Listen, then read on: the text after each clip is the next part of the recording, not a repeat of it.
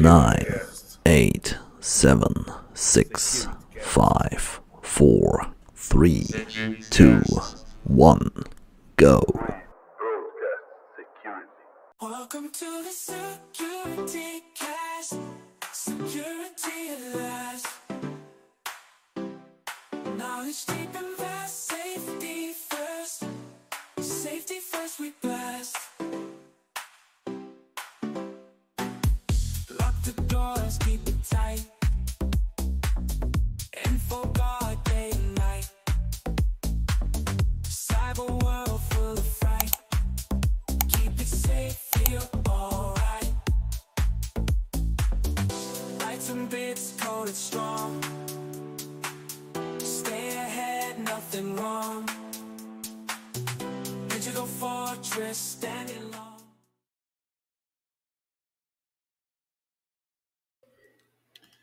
Fala galera, boa noite, sejam todos bem-vindos aí. Boa noite para quem está aí com a gente ao vivo, para a galera que está chegando aí depois, vai ver depois no offline também, sejam bem-vindos aí, muito bom ter vocês aqui, boa tarde, bom dia. Então beleza, meu nome é Alceu Júnior, tá começando então mais um novo Security Cast número 99, o nosso webcast e podcast sobre segurança da informação e tecnologia.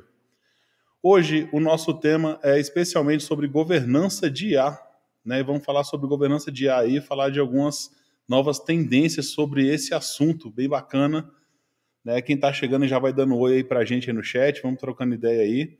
E, para começar, eu vou começar a chamar os nossos amigos aqui. Vamos pela ordem, então. Primeiramente, o Gilberto Sudré. Sudré, bem-vindo, meu amigo. Opa, boa noite, Alcion, boa noite a todos que estão aqui nos assistindo, nos ouvindo, também agora no ao vivo e também lá no podcast, nas plataformas de podcast.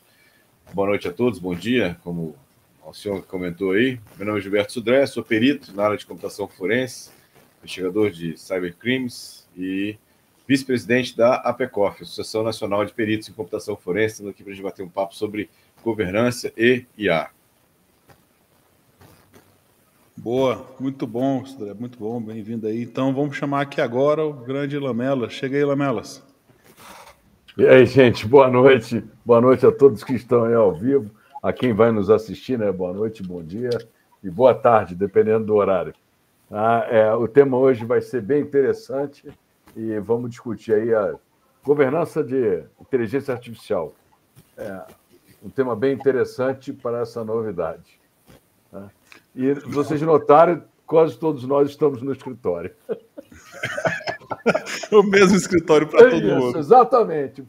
Eu só não estou no escritório porque eu não consegui colocar o fundo aí, mas... É o escritório do SecurityCast. Isso, SecurityCast, vai. Chama aí logo o engraçadinho do Martinelli aí. Boa, então você tá novinho, tá achando que tá novinho. Tem muito cabelo e tudo preto, né? Tá usando Grecinho aí, criança. Exatamente, Grecinho 4. Vamos lá. O Alcion, você já anunciou o co-work do SecurityCast, pô. Todo mundo aqui no co-work. Boa. Olá, pessoal. Boa noite, tudo bom? Sejam bem-vindos a mais um SecurityCast. Eu queria pedir, primeiro agradecer a todo mundo que curtiu a gente lá no LinkedIn, nos canais que a gente divulgou, e pedir para todo mundo ficar aqui até o final, porque a gente vai realmente falar de um tema que tem bastante coisa para dizer, mas o tempo é limitado, só que a gente vai tentar trazer todas essas dicas de, enfim, normas ISO, leis, formas de você documentar, acompanhar, implementar e não deixar de utilizar a inteligência artificial, mas fazer isso de forma segura. Então, vamos fazer, mais uma vez, aí o SecurityCast e acompanhem a gente até o final. Obrigado e vamos lá. Boa. Vamos lá, gente. Vamos lá. Só dar uma boa noite para o Daniel aí, que ele me cumprimentou diretamente ali. Boa noite, companheiro de jornada aí, Daniel. Boa noite. Maravilha. Boa, então o Daniel tá aí. Boa noite, Daniel. Muito bom. Vocês vão dando aí uma boa noite aí pra gente à medida que vocês forem chegando aí. A gente vai puxando para cá. Bem bacana contar com vocês aqui na nossa live aqui hoje. Bom, dando continuidade aqui, né, pra gente dando boa noite aí pra galera, falar do nosso SecurityCast Member, pra galera aí que nos acompanham. Então, esse aqui é o nosso SecurityCast Member. Quem quiser assinar, né, vai se tornar um SecCast Member por apenas o valor de R$ 4,99 para fazer o apoio ao nosso canal. Estamos voltando aí com algumas novidades a partir da próxima semana, tá? Então o SecurityCast Entrevistas aí vai voltar e é exclusivo para quem faz parte assim nesse canal, tá? Então tá aí o link do lado, só batendo no QR Code, ou também vai estar aí aparecendo no chat para vocês, tá? Então só clicar aí no link do chat também, que vai fazer e dar o apoio ao nosso projeto aqui, como sempre, beleza? Valeu então, galerinha. Deixa eu ver aqui mais quem tá por aqui, quem tá chegando aí, ó, quem passou por aqui agora, o Rogério Souza, boa noite, grande Rogério, tá por aí com a gente também, sempre aparecendo por aqui. Boa. Também apareceu aqui agora o Felipe Augusto. Boa, Felipe, bem-vindo aí, cara, boa noite para você também. Galerinha, sempre lembrando a vocês que durante a nossa live aqui, vocês podem enviando as perguntas, tá? E à medida que vocês vão enviando as perguntas, a gente vai direcionando ali, falando, trazendo aqui o tema de governança e trocando a ideia com vocês. Então, mandem aí no chat que a gente vai respondendo, tá? À medida que a gente for puxando aqui as perguntas de vocês, beleza? Bom, dando continuidade, então, vamos para o nosso primeiro bloco, né? O primeiro bloco, então, nosso aqui é o resumão da quinzena da área de segurança. E vou pegar aqui a primeira notícia, deixa eu ver aqui com a primeira notícia, se eu não fizer o estilo aqui da notícia, né? 32 falhas em plataformas de IA de código aberto. Quem que mandou essa aí? Fui eu que mandei. É porque era relacionado com o tema, né? E como a gente vai falar de governança, melhor também falar um pouquinho, dar uma visão de que a IA também tem vulnerabilidades, né?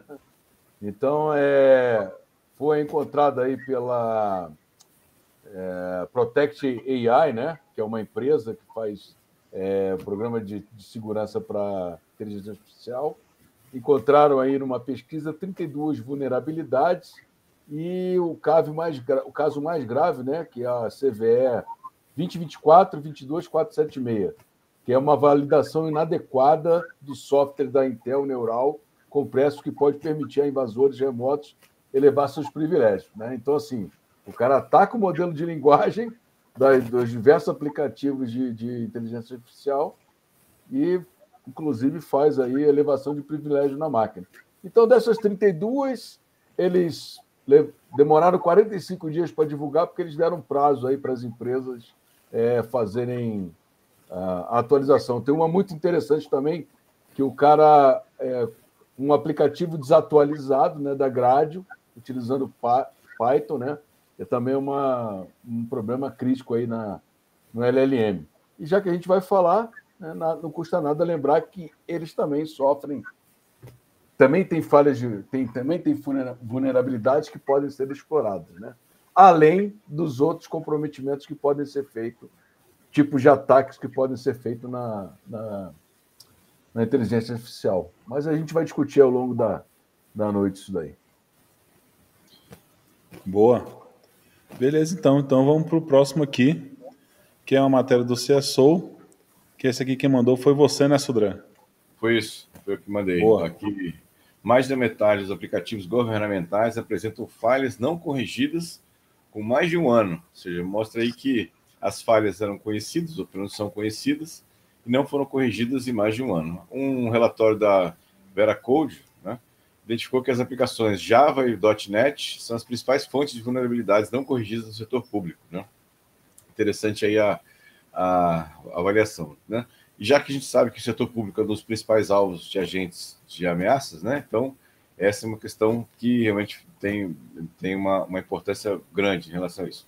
Uma vantagem é que, pelo menos, boa notícia, que menos de 1% dessas falhas não corrigidas, né, que tem um ano de gravidade crítica, né? Na metade delas está localizada em código próprio, portanto, teoricamente seria mais fácil de resolvê-las, né? São códigos vulneráveis, nesse caso, em relação a isso.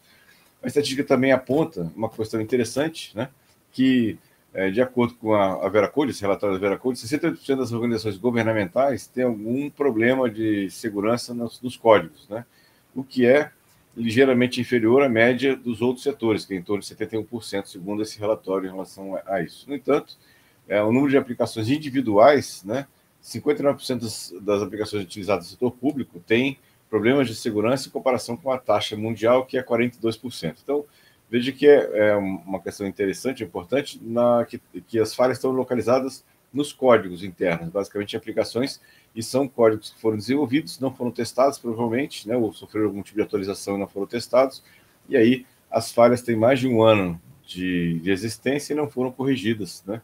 Isso explica, talvez, por que os atacantes têm uma predileção, vamos chamar assim, pelo órgão público, né? Talvez seja mais fácil de encontrar as brechas de segurança para isso. É porque eu vou até dar um pitaco nisso aí, Gilberto, porque é o seguinte, às vezes a equipe de desenvolvimento foi desenvolvida por um terceiro, né? por um contrato, por uma fábrica de software. E aí, para fazer a manutenção é difícil, porque ou acabou o contrato, ou o camarada vai ter que contratar uma outra empresa para mexer no código antigo, né? E aí o cara até acaba virando alvo de aqueles famosos memes, né? Pô, código em produção, o cara vai fazer o update firmware, aí dá confusão. Aí a turma faz a opção menos danosa ao ambiente de produção dele, né? Ele fala assim, pô, o que está funcionando não atrapalha, então começa a causar uma série de defasagens de segurança. Não pode corrigir o sistema operacional, não pode corrigir o Java, não pode corrigir o PHP, porque ninguém sabe de onde está rolando. E, assim, não tem equipe, né? O governo federal, apesar de ter os ATIs aí, ter feito um concurso grande, ainda tem um déficit muito grande de mão de obra especializada. E nem sempre o contrato dos caras cobre tudo. Mas me chamou a atenção, Lamento, assim, primeiro que o código é código interno, né? Então, poderia ter feito um teste na hora da homologação, pelo menos, né? Na questão de segurança, entendeu? Então, ou seja, e o relatório fala claramente que não foi feito o teste, né, em relação a isso. Mas você tem razão, essa é a situação real que a gente encontra no dia a dia aí do ambiente público, né, para isso. Quando eu fui trabalhar na Valec, eu fui para montar uma gerência de segurança da informação, porque não tinha, entendeu? Hoje a finada Valec é a infra, né? Mas assim, SA. Mas o que eu estou falando é o seguinte: é difícil você ver elementos de segurança ou uma equipe de segurança no governamental. A não ser certo, data prévia, companhia limitada aí, mas assim, as empresas especializadas. Tá? Posso dar um exemplo de um cliente meu que tinha um sistema legado que ninguém mexia porque era um código antigo. E qual foi a solução deles, né, para isso? Não mexer no sistema antigo, né? E fizeram um novo, né? Fizeram um novo sistema e abandonaram o antigo, porque assim, a correção ia ser muito mais problemática do que você desenvolver um sistema todo novo. Então, tem isso também. Show.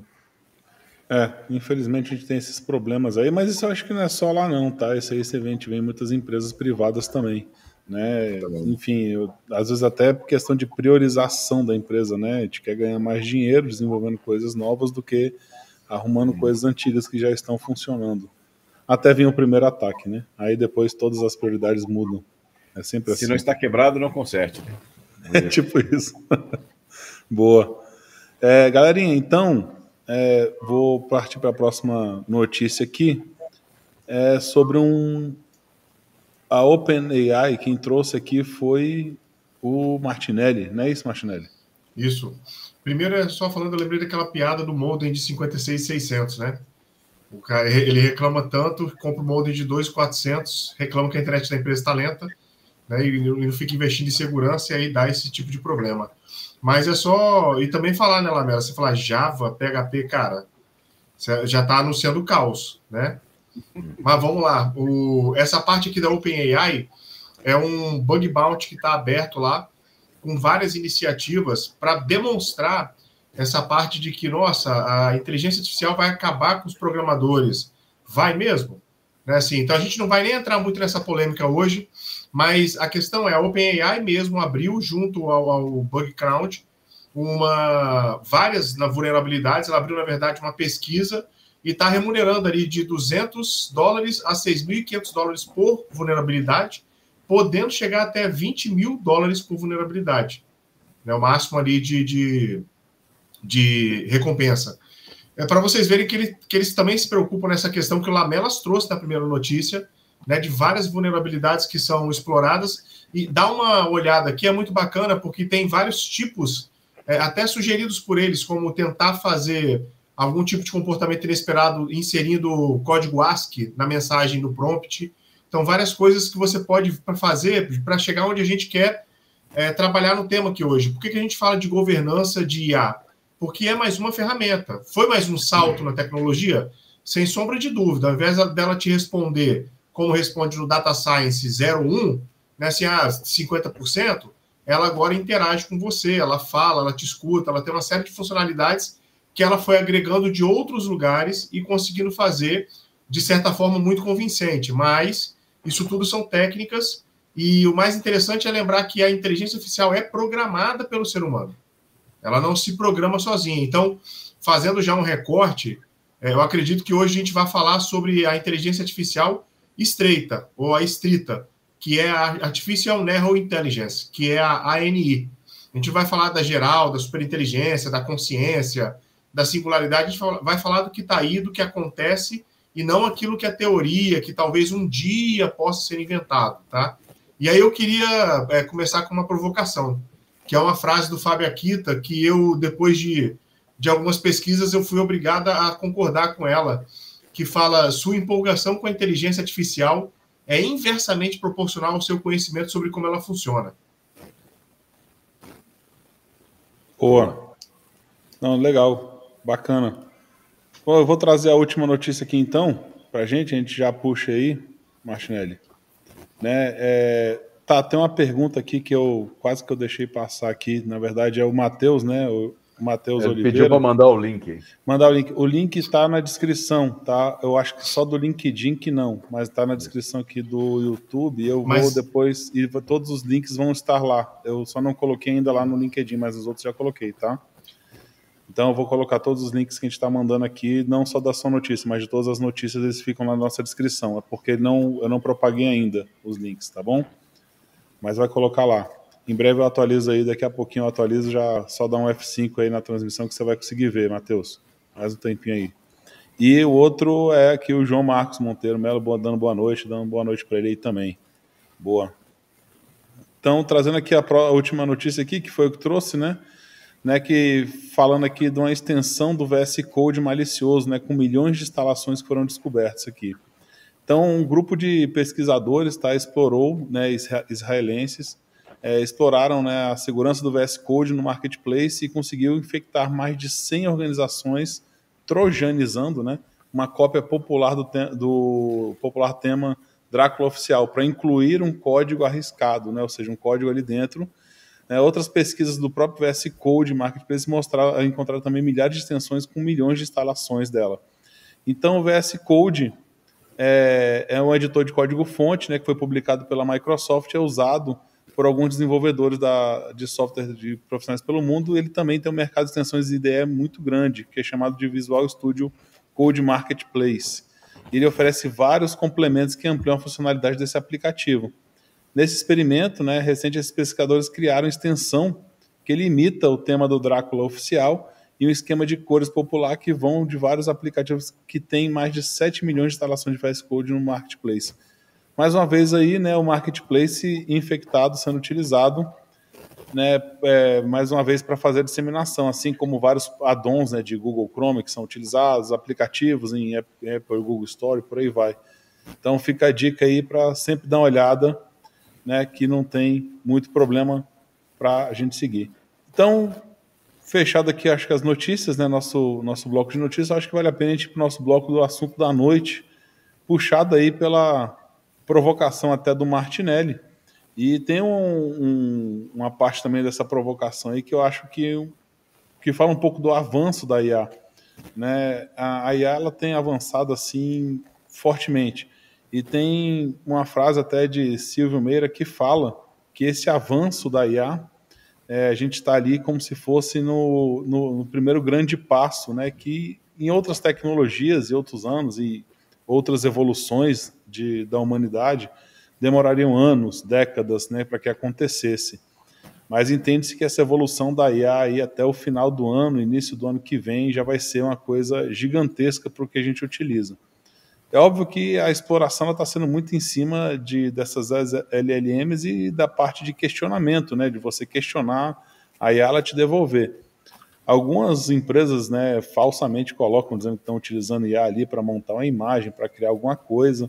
e a gente vê que não são realmente, né, talvez uma IA funcional completa ali por trás, mas a nossa grande evolução está em cima dela. Mas dado essa parte inicial, esse estudo aqui, o que eu mais vejo de problema, que é o tema, né, do nosso podcast aqui, é a questão da segurança, né, e tudo vem junto, né, marketplaces apareceram, né, vários, quando a própria OpenAI lançou sua versão para desktop, né, web, né, vários aplicativos falsos apareceram tanto na Google e na Apple Store para serem baixados, né, e o pessoal utilizava esses plugins maliciosos também, até para o próprio Docs do Google, né, eu esqueci o nome lá da suíte de... Navegador.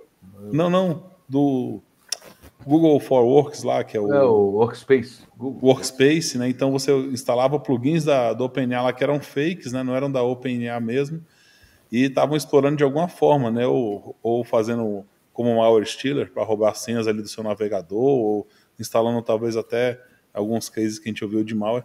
Mas enfim, é um caso muito grande que quando a gente fala de governança, e quando busca o tema governança, a gente fala assim, de que forma que isso vai entrar na empresa, né? Como é que a gente vai utilizar? Não somente o quesito de, vou direcionar o meu produto para que ele tenha uma IA integrada, né? Mas como é que você vai integrar essa IA no seu produto?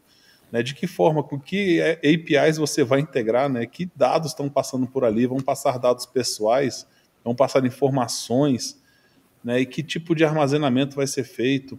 Se até hoje existe uma grande briga judicial para se abrir códigos e etc., como a gente já ouviu falar de própria criptografia do Apple, né, do iPhone e até do Google, e não se abre isso de forma alguma, imagina eu, como dono de uma tecnologia como a OpenAI, vou abrir meu código para o governo, sendo que eu não tenho interesse, né, que ninguém saiba que o código é a inteligência do meu produto. E aí começa a ser a discussão, né, o que está sendo passado ali atrás, como é que eu estou utilizando. O que a gente está fazendo hoje, né, para finalizar aqui essa abertura aqui, o que a gente tem hoje é todo mundo está usando de graça o OpenAI para simplesmente municiar ela de informações, ou seja, nós estamos treinando, é isso, né? Assim como foi o Google com as pesquisas, que ela foi sendo alimentada por informações e pesquisas e você estava dando insumo para que ela utilizasse isso ao seu favor e depois começou a vender, né, propaganda para vocês, para a gente, né, e todos nós que estamos utilizando, ou seja, não existe almoço grátis. Mas dado isso, alguns quesitos de segurança eu deixo aberto aqui para a gente começar as discussões, né? Até que ponto a gente pode aí, puxando o Sudré inicialmente, até que ponto aí, Sudré, a gente pode confiar ou não e entender como utilizar isso, dado que existe a balança, né? Avanço tecnológico e segurança, como é que a gente consegue ir balanceando isso? Então, assim, realmente, primeiro deixa eu aproveitar e dar um abraço aqui, mandar um abraço para o Matheus. Boa noite, Matheus aí, mandou boa noite aí obrigado aí pela lembrança aí das aulas aí do IFES aí. Valeu, obrigado aí. Mas acho que o problema começa, né, de governança na questão de transparência, aquilo que você abordou. Na verdade, a gente não sabe exatamente, né, como é que esses dados, o que eles vão fazer com esses dados, como é que eles vão ser coletados com esses dados, né? A Meta já anunciou que vai começar a coletar esses dados para alimentar, né, para poder fazer a parte de treinamento das suas ferramentas de IA, né, nesse caso.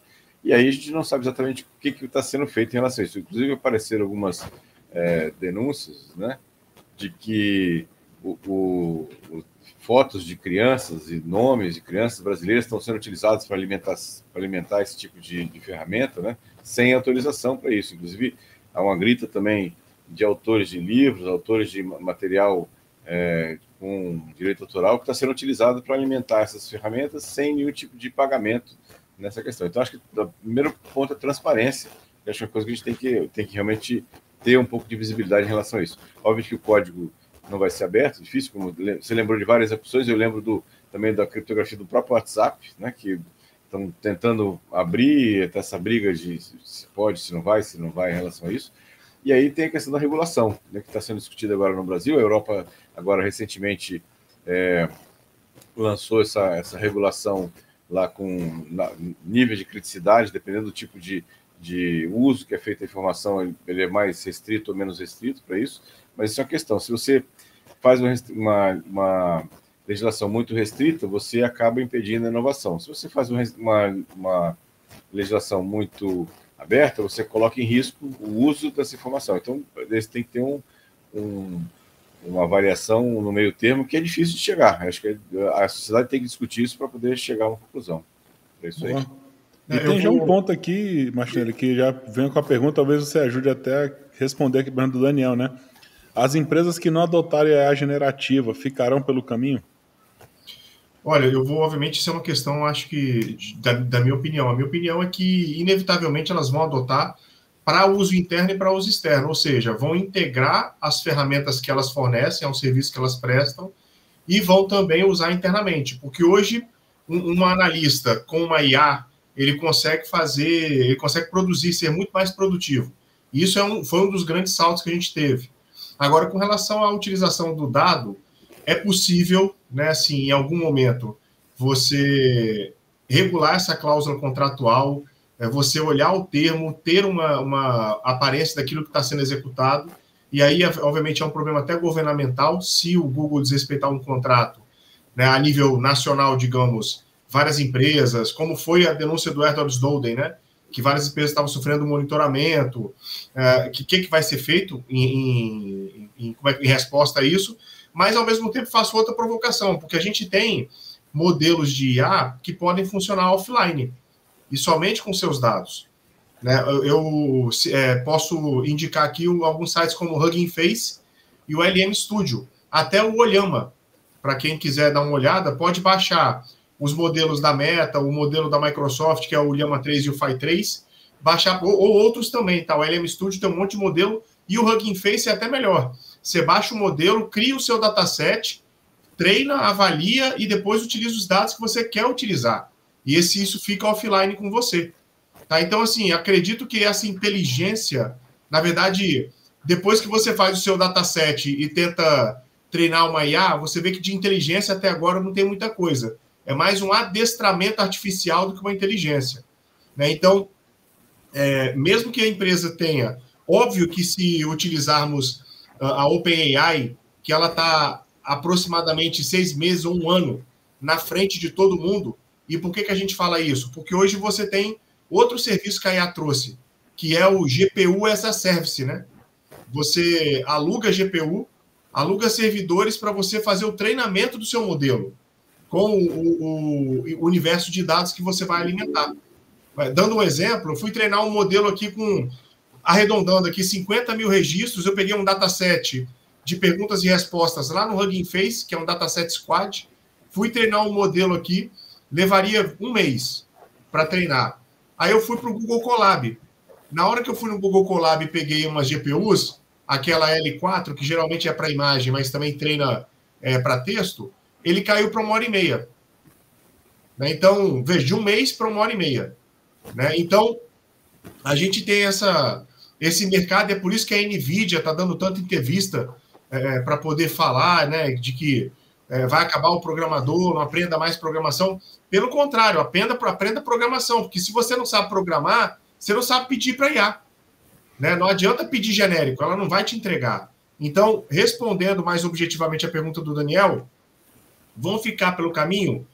Inevitavelmente vão. Elas vão ter que adotar de um jeito ou de outro, para que utilizem internamente para produzir mais, ou para que seus produtos façam essa interface de IA ou utilizem alguma IA, como é o teclado, por exemplo, do nosso celular. Aquilo é uma IA, aquela sugestão de palavras. Então, de alguma forma ou de outra, a IA vai ficar incorporada. A questão vai ser um OpenAI Platform, vai ser um Google AI Studio.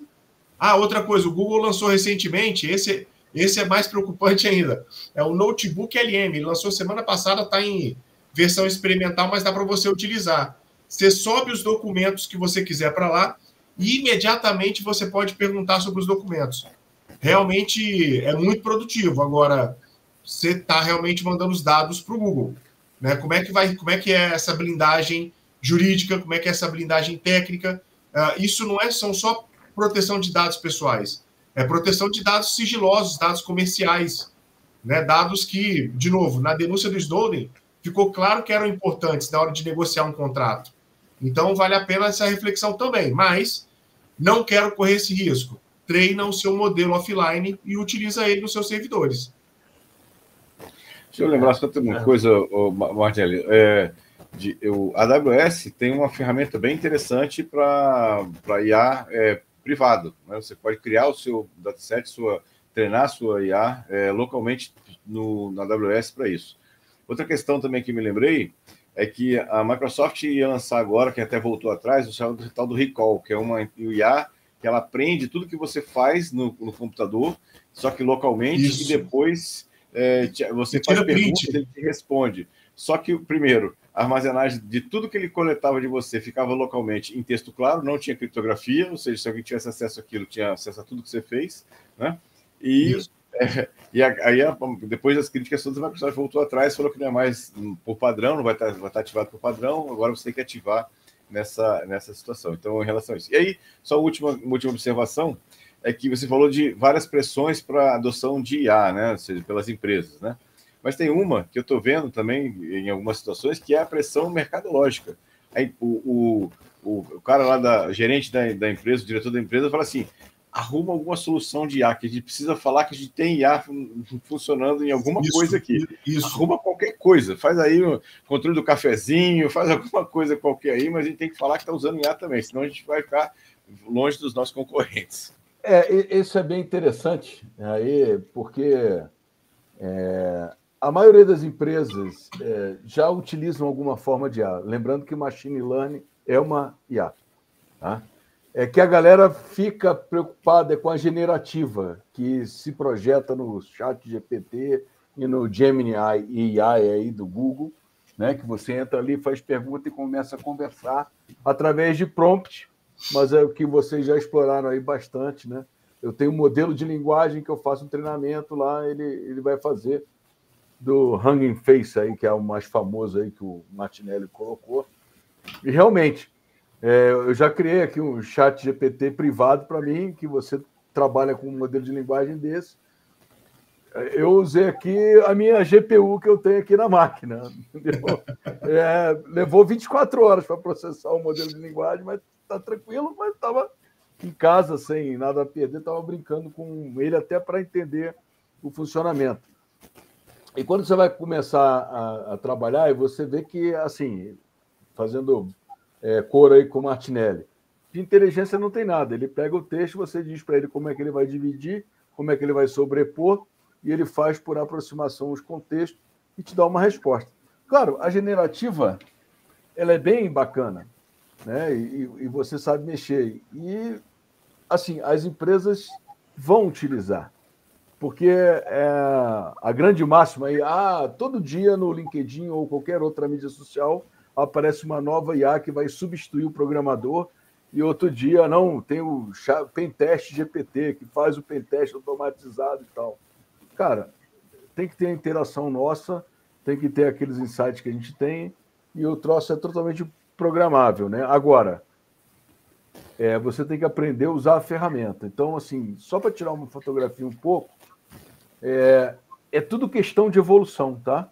A gente, pegando aqui o modem, a gente pegou o modem 2.400, depois ele foi aumentando até chegar nos famosos 5.600, chegaram as primeiras ADSLs, que eram de 128 kbps, hoje nós estamos aí na casa de 1 GB. Com isso, é tudo uma crescente, tá? Por isso que a gente foi dando esse espaço lá. É a velocidade de conexão, é o processador que hoje está aí na casa do i9, M3 e GPUs agregadas, são os data lakes, os dados, né? Tudo isso possibilitaram aí a aparição da IA. Agora, como a gente vai utilizar isso, aí eu acho que entra aí. Eu vou utilizar como ferramenta, essa ferramenta ela vai aumentar a minha capacidade, a capacidade do meu pessoal ou a capacidade da minha ferramenta. Então, nós aqui do mercado de cibersegurança, hoje em dia virou buzzword.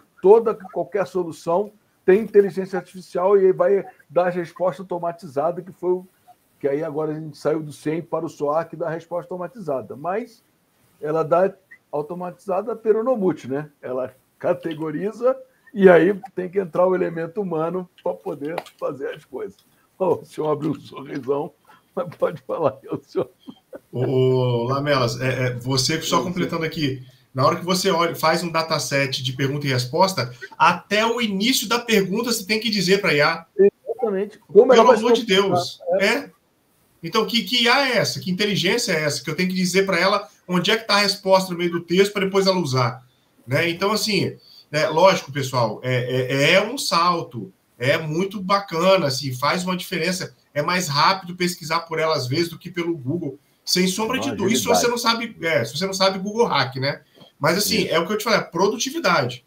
Isso vai aumentar, isso aumentou. Agora, assim, dominar o mundo, calma, né? Agora, problema de segurança tem um monte. Tem um artigo aqui do Portswigger que eu vou pedir para o Alcione disponibilizar para vocês, que fala justamente de ataques web a modelos LLM. Né? E é muito interessante porque ele tem até uns laboratórios para você testar aqui. E justamente como você procede com esse tipo de ataque. Agora, para quem está, de repente, preocupado, mas eu não quero impedir minha empresa de fazer isso, que como o Daniel falou, pode ficar pelo caminho, o que a gente pode fazer? Cria um manual, fala como é que são as limitações de utilizar os fornecedores XYZ, se for baixar para usar offline, quais os documentos que podem ser utilizados para treinar, porque tem uma técnica para acontecer. Você usa um dataset para treinar, outro para avaliar, e depois é que você usa o seu que você quer. Né? Então, você tem que ter toda uma técnica para que a IA não fique com overfitting e outros problemas aí que ela vai apresentar na hora de funcionar. Então, o primeiro ponto é não engessar a empresa, deixar o pessoal pesquisar, mas criar controles. De repente, uma governança de dados, alguma coisa desse sentido. E outras, são sugestões, tá? Mas você falar como é que a empresa vai funcionar, esse modelo pode, aquele modelo não pode, tem que fazer uma avaliação desse modelo antes de você começar a utilizar. Aí entra a galera do Red Team, a galera de segurança, para poder verificar se esse modelo não tem alguma vulnerabilidade na hora que você baixa ele, o dataset, se não tem alguma informação que foi embutida ali por algum motivo. Então, criar uma forma de trabalhar tecnicamente com a IA na hora dela entrar na empresa. Ah, mas eu vou usar a OpenAI. Então, você vai ter que avaliar a OpenAI como seu fornecedor, vai ter que avaliar como é que é esse contrato, como é que está essa blindagem, qual é o termo de privacidade, qual é o termo de uso, para você começar a caminhar na questão da governança sem impedir as iniciativas da empresa. Lembrando que a gente tem modelos de governança e gerenciamento de riscos em IA pelo NIST e também tem pela ISO. Se o pessoal me permitir aqui, eu poderia falar algumas normas que eu encontrei aqui, inclusive um relatório técnico. Né? Eu tenho a ISO 22989, que fala dos conceitos de inteligência artificial, a ISO 38507, que fala das implementações de governança, né, do uso de inteligência artificial nas empresas, a ISO 42001, essa talvez seja a mais famosa, que fala do sistema de gestão da IA, a 23.894, que são as orientações sobre gestão de risco em IA. E tem o relatório técnico 24.027, que é a tecnologia da informação e inteligência artificial, vieses, né, em sistemas de IA e tomada de decisão auxiliada por IA. Tudo isso, pessoal, bem recente. Essas duas aqui que eu falei, a 42.001 e a 24.027, são de abril de 2024. Né? E as outras três são de outubro de 2023. Mas é um material muito bom, é um material curto para se ler. Você geralmente tem 23, 30 páginas, você lê rapidinho e você interioriza muito conhecimento. Agora, não aprende programação, não vai te ser muito útil o material, que você precisa entender de como acontece a técnica para você poder exercer a governança sobre isso. Senão você acaba deixando alguma vulnerabilidade na sua governança. Não sei se vocês concordam ou não com o que eu falei, né? Eu concordo com o que você falou. E, para mim, normas e padrões, o que significa na minha visão? Muito gestor acha que você tem uma norma, tem um padrão, significa que você está 100%. Na minha visão, norma e padrão é o baseline. É tipo, da onde eu tenho que começar, sabe? Eu acho que o mais importante de tudo é falar isso. Qualquer ISO dessas que você vai seguir, fala assim, qual é melhor? Cara, eu acho que é melhor que você se adapte e que você vai adaptar a sua empresa. Tá? Então, siga qualquer uma delas que você acha interessante, obviamente, né, falando aqui de segurança, né, nosso podcast é sobre segurança. Então, quando a gente fala sobre uma ISO 27001 ou uma ISO que fala de risco, né, sobre a implementação da IA que você acabou de soltar aqui, não significa que você vai trazer que o produto está com o risco, os riscos vão estar mitigados, gerenciados, acabou, né? Não, tá tudo bem agora, né? Pode fechar as portas, demite time de segurança, deixa só a auditoria ficar batendo o resto da vida ali com um formuláriozinho. Não, é uma evolução eterna ali, você tem um baseline. Então, da onde que nós vamos seguir? Seguir disso aqui. Se tiver isso, beleza. Agora, a partir daqui, a gente vai começar a evoluir. Aí você fala de evolução de maturidade, né? Você começa a subir a escadinha para otimizado, enfim, aí por aí vai. Muitos deles não entendem, né? Muitos gestores não entendem. O que eu acho que é importante a gente estar sempre batendo nessa tecla e saber como é que você vai convencer ele. Mas eu acho que sim, tá, Martinelli? Eu gosto de ISO porque a ISO te dá um norte. Eu até brinco, né? Vários pensadores pararam, vários críticos estudiosos pararam e estudaram e falaram, cara, isso aqui é o mínimo viável. MVP, né? Tipo, o mínimo viável do produto. Então, é aqui, daqui você segue. E a ISO, ela é o padrão mais aceito, né, internacional. Tá? Porque aí, não, mas eu vou trabalhar nos Estados Unidos. A minha empresa vai ser focada no mercado americano. Aí você usa o framework do NIST, que é o que eles adotam lá, e se adequa ao padrão SOC 2, que é o Trust Service Criteria, né, que eles usam lá, que é o SOC 2 agora, que não é um novo SOC, né? O SOC 2 é um padrão de certificação deles lá, e é uma certificação contábil, tá?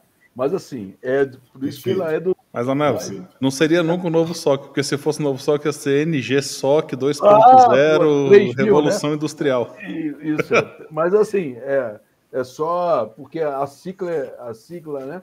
SOC 2, o cara, não, pô, deve ser um SOC porradão, pancadão, mas não, é uma certificação e é uma certificação contábil, tá? Que ela bate na parte de TI aí. É muito legal falar isso. Entendeu? Eu concordo assim, com o Alcione na questão das normas serem realmente o mínimo necessário para você começar dali para cima, melhorar as questões, né? É o padrão mínimo, porque aí Exatamente. entra o modelo de maturidade, que muita gente não entende, o COBIT, que é um modelo de maturidade. Entendeu? Aí o cara, não sei o quê. Não, você bate, aí depois ele vai conversando com a sua maturidade, vai vendo como é que você evolui naquilo ali.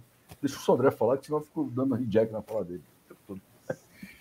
Eu só complementando, essa questão das normas, eu tenho lido essas normas também, todas elas estão, eu vou até colocar aqui a lista de normas aqui, eu tenho lido as normas também, todas elas estão traduzidas em português são normas da ABNT.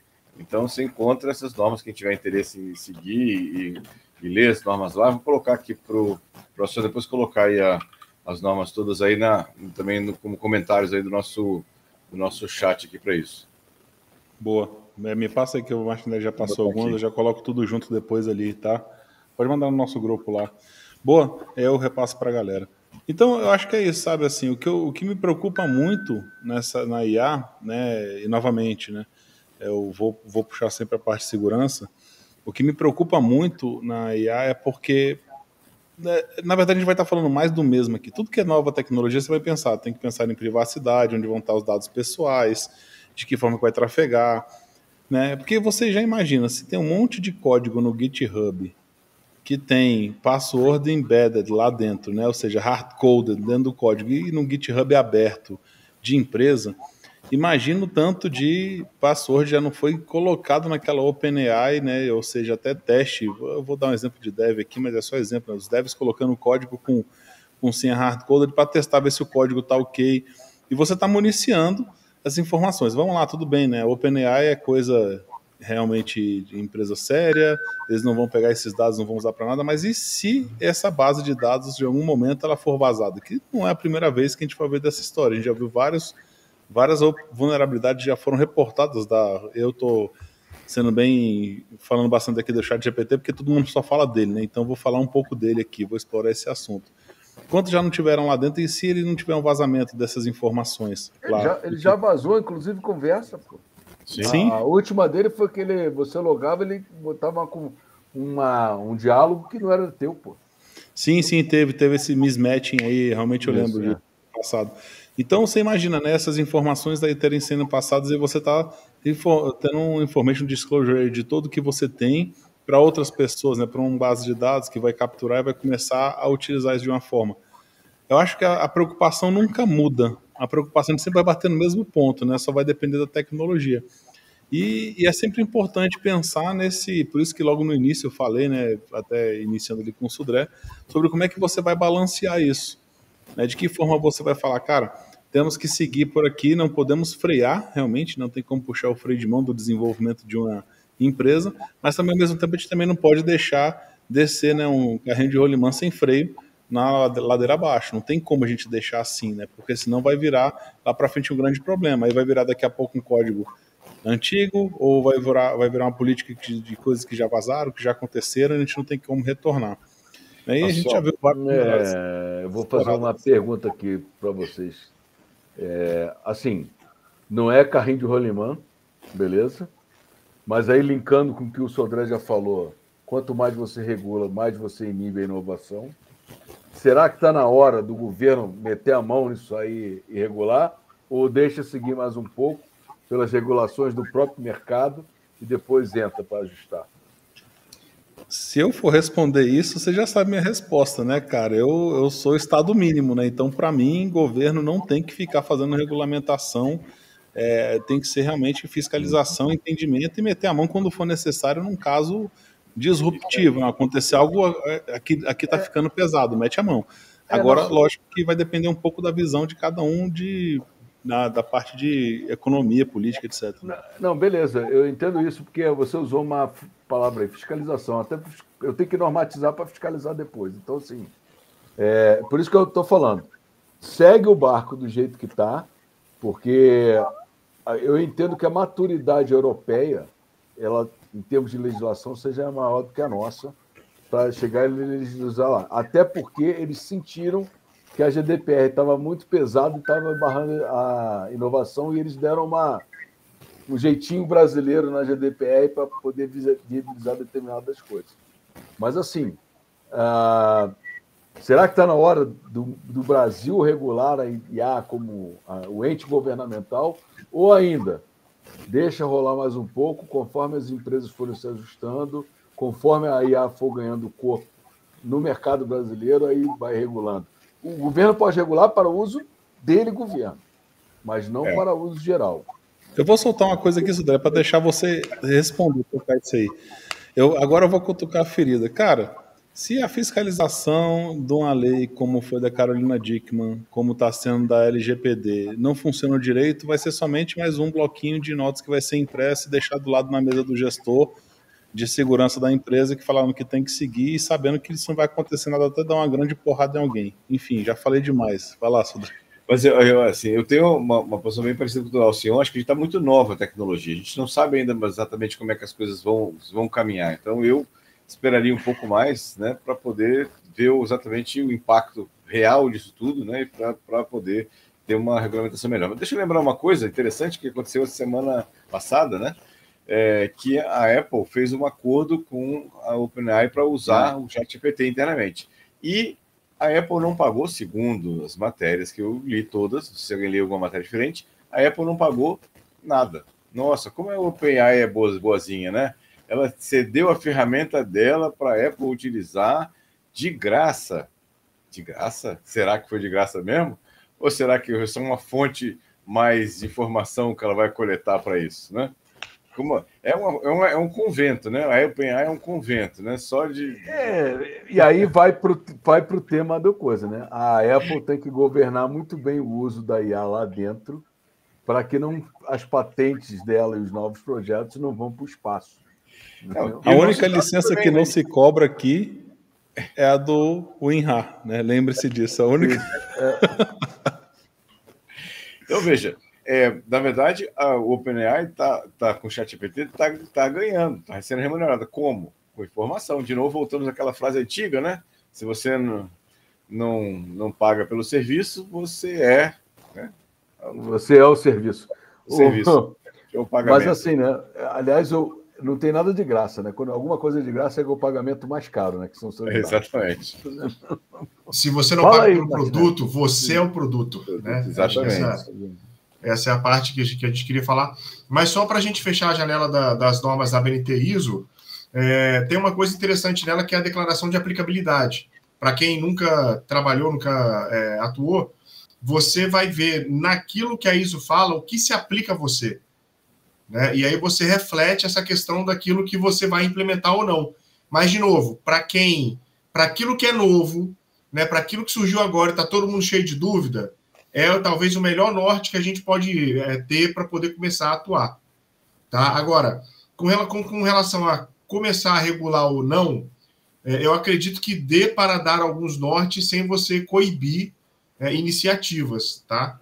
Sim, tem algumas questões que já são inerentes. Se alguém entrar no Google AI Studio, tentar configurar uma API, por exemplo, ou um novo prompt mesmo, um novo assistente, você vai ter ali os controles de ofensa, controle de conteúdo sexual explícito, controle de discriminações. Então, você seta esse controle, literalmente seta. E aí, seta a temperatura, que o Lamelas pode explicar melhor aí, que é justamente aquilo que faz ou não, que permite ou não, que a IA alucine, né? Que a IA comece a ficar, né, divagando sobre temas muito excepcionais, né? Fala mais aí, Lamelas. Não, a temperatura é muito bacana, porque o cara chega a ler, aí tem lá de 0.1 a 1.0, né? E aí o cara acha que temperatura 1.0 a IA vai estar na ponta dos cascos. E não é isso. Aí, quanto mais a temperatura for elevada, mais capacidade de alucinação ela tem. Entendeu? Então, assim, e a própria IA alucina, o que eu achei bacana agora é que a OpenAI está colocando ali agora o seguinte, né? Ela está avisando, olha, o ChatGPT comete erros, verifique a informação.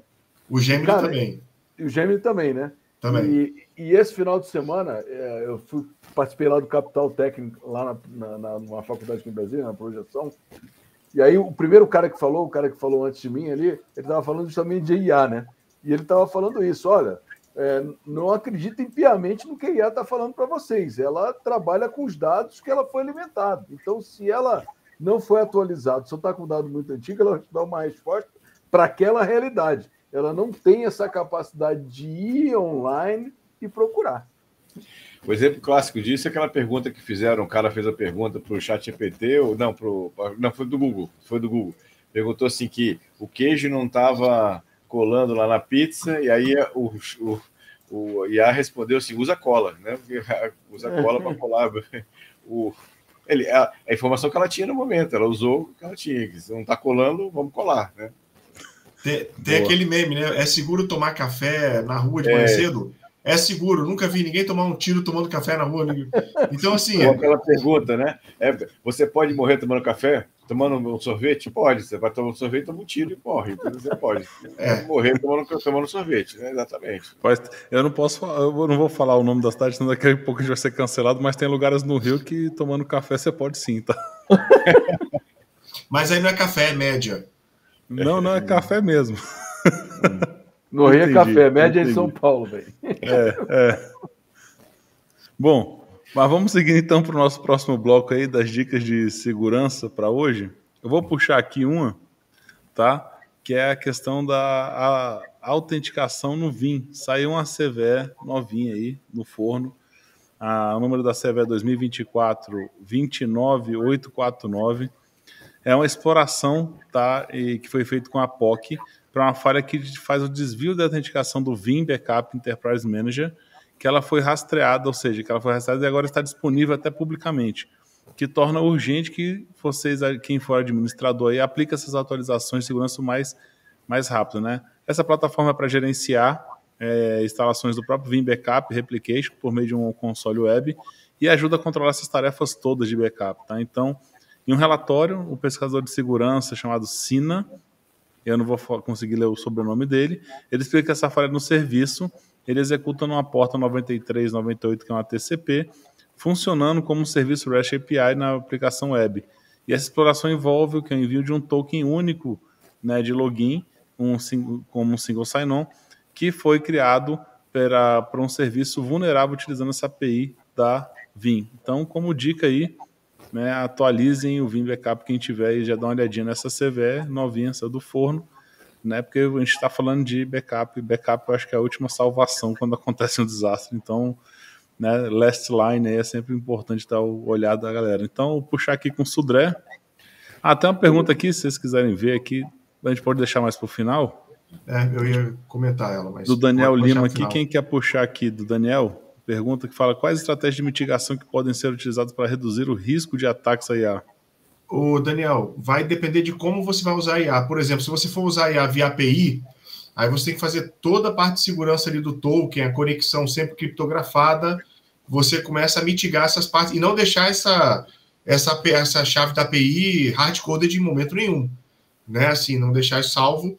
E se você for usar offline ou de alguma outra forma, ter um fluxo de validação dos dados que vão entrar para treinar essa IA, para verificar se não foi inserido algum dado malicioso, alguma questão.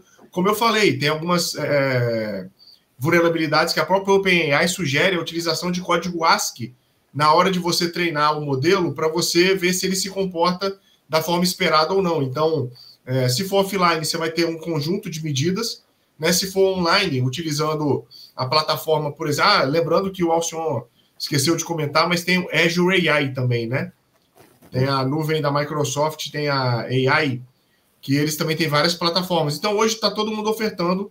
Acredito que a Amazon tem um serviço também, a questão de você ter mais privacidade ali dentro dos modelos. Ninguém pode garantir nada, mas a Amazon sempre tem essa questão de criar a farm para você. Agora, vai sempre depender de como você vai consumir a IA. Então, você vai ter que utilizar determinadas estratégias, tá? Então, primeiro tem que definir esse ponto de partida. Se alguém mais quiser comentar. Só falando em relação à Amazon, eu vi algumas soluções já usando a solução de IA da Amazon, que é privada, né? Você cria lá seu ambiente, você faz o treinamento e é um ambiente privado, dentro da própria AWS lá. Assim, só corroborando contigo, Matheus, porque a estratégia de mitigação depende do uso dela. Porque, por exemplo, assim, a API eu tenho que ter a tokenização, tem que estar fechada. Se for um prompt, eu tenho que bloquear contra prompt injection, né? Então, depende do como eu vou limitar. Ou seja, a proteção é como como um serviço que a gente faz a proteção hoje, né? Você tem que estudar, ver as vulnerabilidades da IA, ou então, vou criar uma própria em casa. Então, eu vou... E ainda tem aí, bem lembrado aí pelo PVArt. O top tem o ASP aí para modelos de IA. Entendeu? Que tem lá. Eu realmente, PVA, eu não tenho considerações sobre ele. Mas eu sei que tem um modelo e eu ainda não me dediquei a ler o modelo como um todo. Eu acho que fica como, pelo menos para mim também, dever de casa aqui, essa parte. Eu dei uma olhada muito superficial, não consigo comentar. Eu vou fazer o seguinte, pessoal, quem quiser dar uma aprofundada nessa questão da estratégia de mitigação, eu vou mandar um link aqui para o Alcion sobre ataques a modelos LLM, que é o artigo da Portswigger.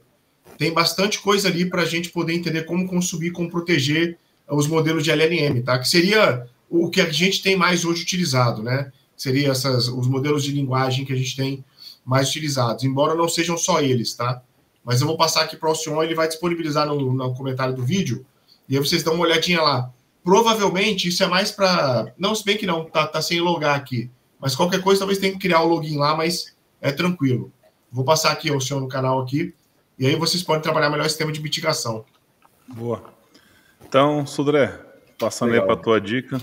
Minha dica de segurança tem a ver com uma notícia que saiu na quinta-feira, não sei quem viu, de um funcionário da multinacional, né? Foi demitido e deletou simplesmente 180 máquinas virtuais de QA, máquinas que eram utilizadas para teste de aplicações da empresa, né? Para isso.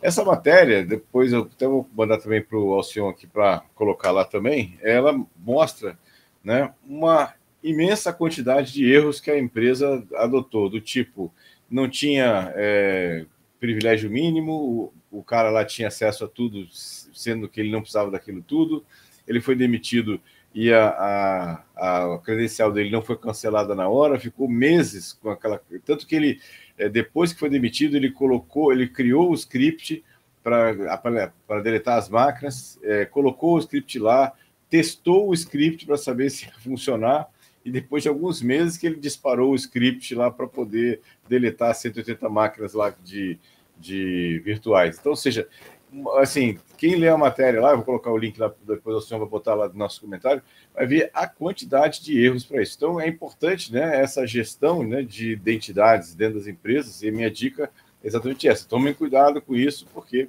isso tem acontecido em várias situações, né, e o cara foi demitido e tinha acesso completo a tudo lá, as máquinas, apagou todas as máquinas. A empresa não tinha backup das máquinas, então tem um prejuízo grande em relação ao backup atualizado, que eu digo, né, das máquinas. Então, ou seja, outro erro da empresa em relação a isso também. Então, ou seja, lendo a matéria lá, é terrível lá, a quantidade de erros que foram cometidos. Essa aqui é a minha dica de segurança, exatamente essa.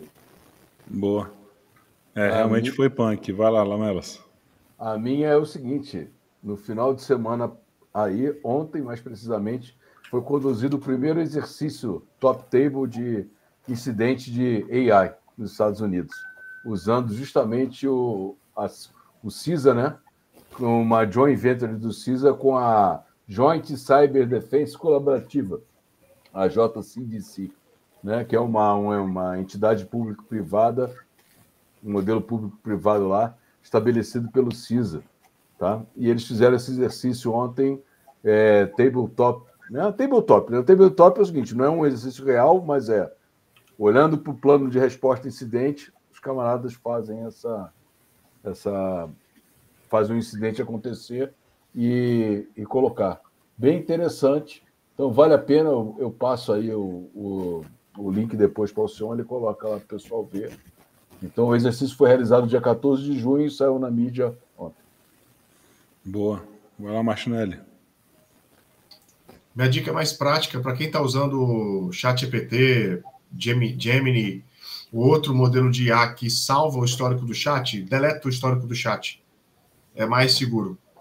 Tá? Mas eu gostei da informação. Copia e cola para o documento no Google Docs, lá em algum lugar. Deixa ela lá, mas é porque mantém sempre o histórico dessa conversa para evitar vazamento, para evitar outro tipo de utilização indevida do dado. Apaga, né, esse histórico do chat. Boa. Excelente. Então tá, galerinha.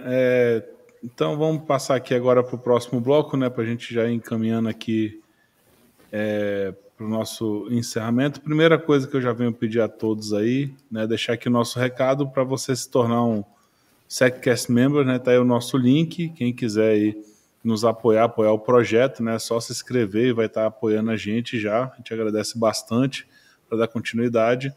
Né, lembrando que a gente está voltando aí com os quadros de SecurityCast entrevistas, então em breve vocês vão ter algumas novidades por aí sendo lançadas, tá, a partir da próxima semana. E, dito isso, né, lembrar vocês dos nossos links, né, o securitycast.com.br. Nós temos o nosso canal no YouTube, né, que é o @securitycast, só procurar por a gente por lá. E o maior canal em língua portuguesa de discussão de segurança, tá, que é no Telegram, que é o SecCast Oficial. Antes de dar a próxima notícia, lembrar a todos aí e agradecer, na verdade, a quem nos acompanha aí pelos podcasts. Nós chegamos hoje ao incrível 5º lugar no Tech News Brasil, então cada vez mais a gente alcançando aí, né?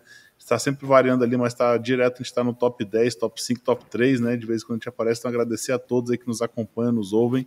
Né, o apoio de vocês é fundamental, então nunca se esqueça de dar um clique no like no nosso podcast, né, no coraçãozinho, curtir, seguir e esperar. Sempre a gente está ali nos acompanhando aqui a gente. Muito obrigado mesmo a todo mundo.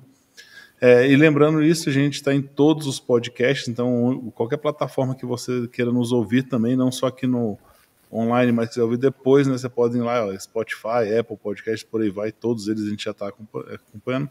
Agradecer a quem nos acompanhou aqui, tá? Muito obrigado, quem está aí nos ouvindo também nos podcasts. Agradecer aos participantes aqui de hoje, né? A galera que estava aqui, não só pelo, né, o PV Art, como sempre está aqui, obrigado, PV Art, Daniel também, né? O grande João, Marcos estava por aí, Matheus Oliveira, né? Pô, galera, obrigado, Felipe Augusto, Rogério Souza aí, Daniel Lima. Né, agradeço a todos vocês aí por estarem acompanhando e mandando essas mensagens e enriquecendo o nosso debate aqui hoje ao vivo. E agradecer principalmente aqui aos meus amigos, como sempre, Gilberto Sudré, Lamelas e Martinelli, né? Lembrando a todos que a gente está no nosso 10º ano de podcast, né? Onde a gente já falou, vários cabelos aqui caíram, né? Vários ficaram brancos também, a gente foi envelhecendo junto aqui, e a nossa amizade e os podcasts aqui, a gente está em conjunto 10 anos, né? Uma carreira longa. É muito bom estar aqui com vocês, quero agradecer a vocês novamente, né? E lembrando que a gente está no número 99 e vai vir o SecurityCast número 100 daqui a 15 dias, então aguardem aí que vai vir um negócio bacana para vocês, tá? Então eu vou passar a palavra aqui agora para os amigos se despedirem, começando aí pela ordem, o Sudré. Obrigado a meus amigos, Alcion, Labelas, Gustavo aí pela companhia. Sempre bom, a gente se diverte bastante aqui, batendo papo sobre tecnologia. Agradecer quem está nos assistindo aqui ao vivo, quem mandou as perguntas, quem ficou com a gente aqui até agora, obrigado aí mais uma vez. Quem vai nos ouvir e assistir depois, né? E dá essa audiência, todos estamos lá no 5º lugar lá do Apple Tech News, obrigado aí mais uma vez. Lembrando, né, também vamos comemorar juntos, né, com vocês aí, os 10 anos do SecurityCast, né, 100º podcast aí, o webcast aí daqui a 15 dias. Convido todos aí para participar com a gente aí do nosso 100º, né, podcast, comemorando os 10 anos aí de SecurityCast. Obrigado mais uma vez aí, obrigado a todos aí, boa noite. Lamelas. Boa noite, galera. Muito obrigado pela audiência, vocês estavam aqui. E vamos aí, todos ansiosos para a comemoração do 100º episódio do SecurityCast, né? E vai ser muito bom estar na companhia de vocês, e de todos que já passaram aqui pelo SecurityCast. Muito obrigado, boa noite a todos aí, obrigado pela audiência. Martinelli, vamos lá? Boa noite, pessoal. Obrigado por quem nos acompanhou até agora. Obrigado por quem vai nos ouvir aí no podcast. E ou para quem vai nos assistir no YouTube. Mais uma vez, deixem suas dúvidas, comentem com a gente, compartilhem com quem vocês acham que tem que saber sobre esse tipo de conteúdo. E nos aguardem para o próximo SecurityCast. Muito obrigado pela audiência e até a próxima. Valeu, galera. Até mais aí. Valeu.